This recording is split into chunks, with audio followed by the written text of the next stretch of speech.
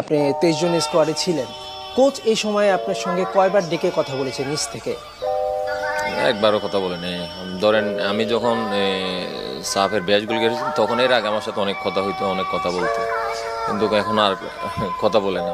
আমার মনে হয় কেন জানি ইগনোর করে না।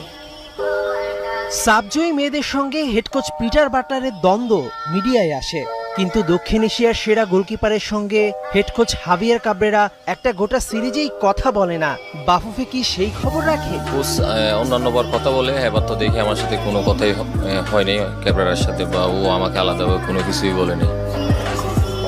আনিসুর রহমান জিকো 2020 সালের 13 নভেম্বর বাংলাদেশের জার্সিতে অভিষেকের পর গোলপোস্টের নিচে দেয়াল হয়ে দাঁড়িয়ে বাঁচিয়েছেন বহু ম্যাচ, কিন্তু একটা অপ্রত্যাশিত ঘটনায় সব তোলপাড়, যেটা সবার জানা। এরপর এক সময়ের অটো চয়েস জিকোকে হেড কোচ হাভিয়ার কাব্রেরা 3 নম্বর গোলকিপার